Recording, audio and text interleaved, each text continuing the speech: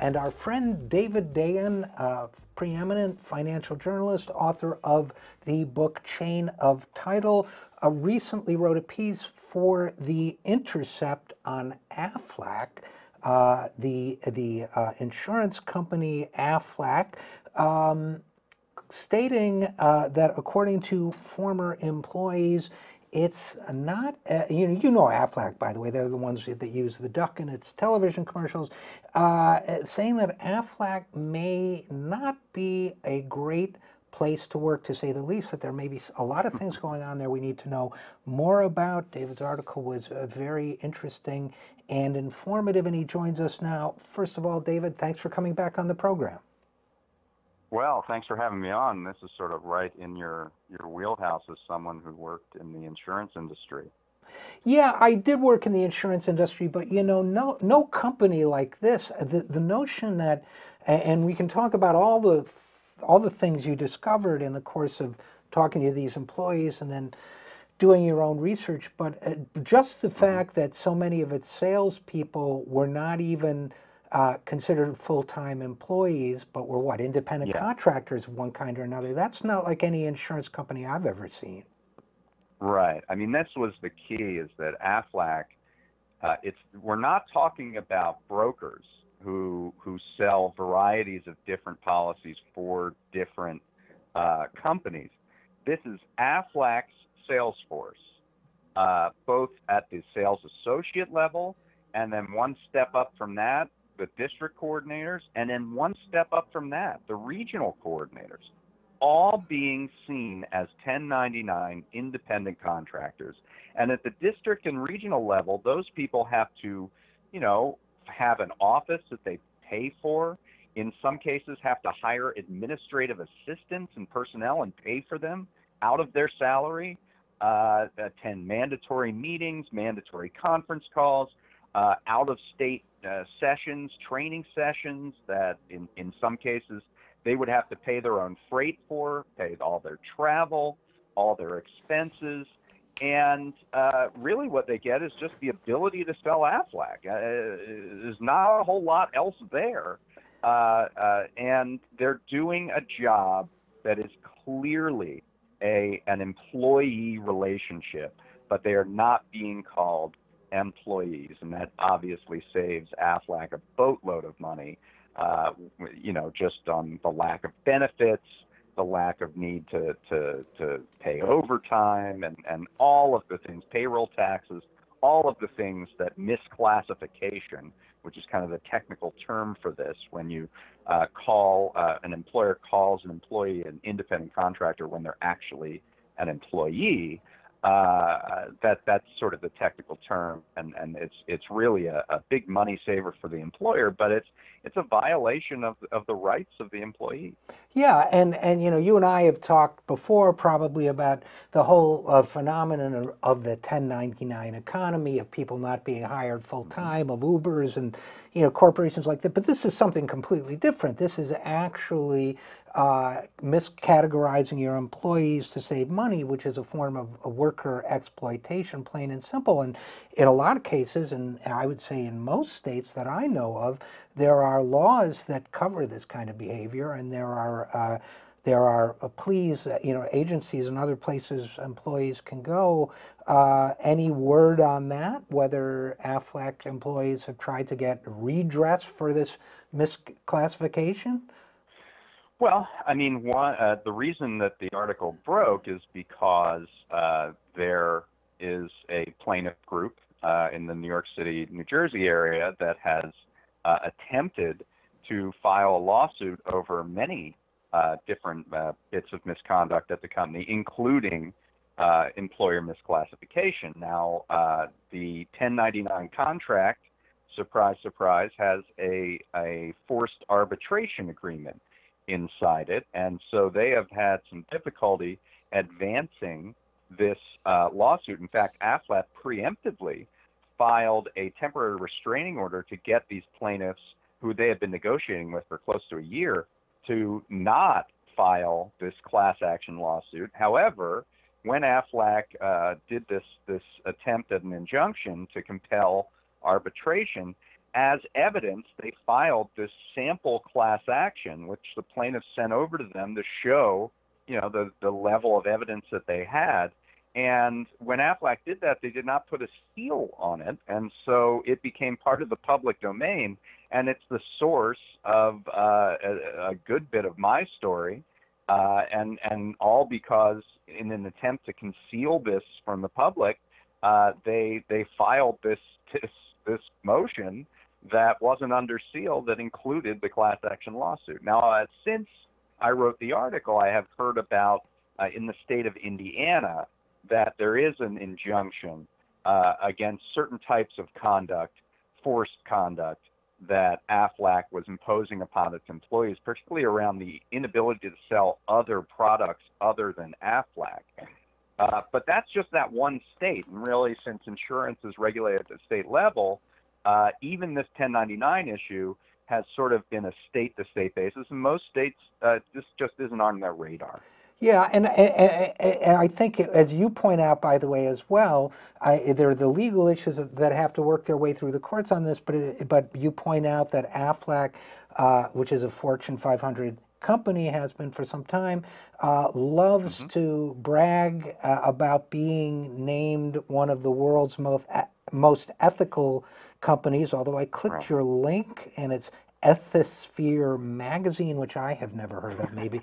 Well, in fact, I have since learned that they pay to get in that ranking, and that it's not quite as it's not quite as what you would think. So Ethisphere may not be all that ethical itself. Ethical. And exactly. And they also boast that it is rated as a great place to work, presumably by those few people who, in its employ, who are actually categorized as working there, because the others are probably right. not.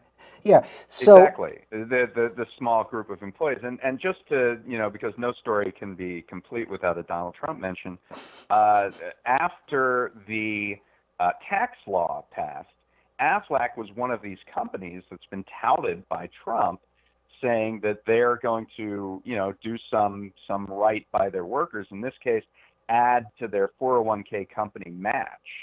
And I had a phone call with a current employee whose mother called her saying, "Hey, isn't this great? I just saw your CEO on television. He's giving a 401 company match." And she said, "Mom, I'm a 1099 employee. I don't get a 401k from this company. That doesn't do anything for me." And indeed, the entire sales force is that way. And we're talking about close to 90% of the people who get paychecks in some form or another from AFLAC not being eligible for this great largesse that Trump was touting all over television. So once again, a kind of something for show, but in this case, with nothing behind it, but in this case, because the corporation doesn't stand behind so many of its employees. So how many are we talking about here, total employees that might be affected by this? Yeah, the AFLAC sales force is associates in the field number close to 75,000 at any one time. It's a moving target, because there is so much churn in this sales force. The primary goal of these sort of lower level managers at the district and regional level is recruiting. They are asked to recruit anywhere between 48 and 64 recruits a year, bringing thousands of people into the business every year, and telling them, work your own, what they call warm networks, work your own internal networks, and try to find people who might want to buy an AFLAC policy.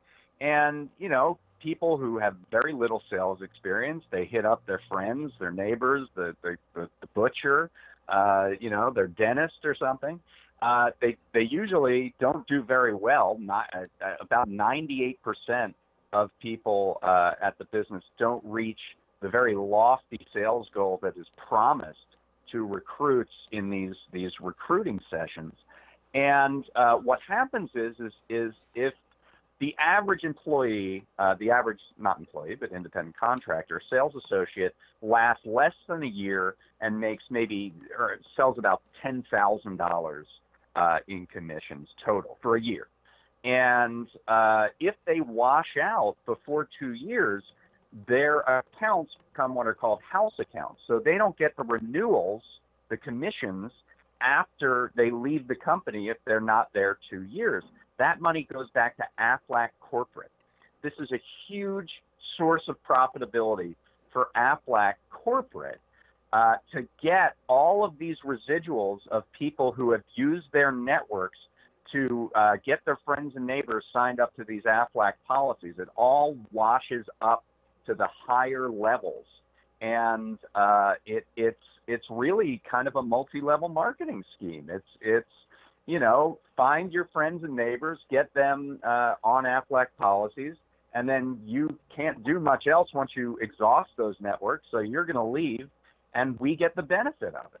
Yeah, it seemed to me, and again, we're talking with David Dayen about his article in The Intercept regarding AFLAC. David, it seems to me that this is not a perfect analogy by any means, but reading your piece, I couldn't help but think of these various companies like Shackley or some of the other places where the game was always come in, work your personal relationships. Warm Network sounds like a Black Mirror episode, I think, but work your different relationships. You'll make money soon. You say in your piece that they lure people with promises of six-figure incomes, but only 2% of the people they recruit do. We don't offer you anything in return, but if you hustle and you bring in other people in return, it just seems to me like a giant scam. Yeah, it's hard not to think that. And I'm not going to sit here and say that every single associate at AFLAC ends up with this experience. I've heard from a few, at least, that have had good experiences at AFLAC. But the vast majority, based on the raw numbers, the actual totals, and based on my discussions with a wide variety of people now, suggest that that's the case, that this is a very hard business. People are thrown into it without much in the way of skills or training. The people that are supposed to train you are too busy recruiting to even train you, actually. And, they kind of exhaust the people who will sort of throw them a bone and sell them, buy a policy from them. And when they're chewed up and spit out, AFLAC still prospers off those contracts. And so it's hard not to see this as people being used for their contacts as a way for AFLAC to prosper, and it does prosper. I mean, this is a company that did $22 billion in revenue last year. Yeah, and before we go, we've talked a lot about the employee misuse, but there's a customer dimension to this too. In the list of claims or allegations in the lawsuit that you put in your piece, much like a Wells Fargo, employees under pressure to meet sales goals, selling policies without customer authorization or intent, illegally bundling policies, issuing others to ineligible customers.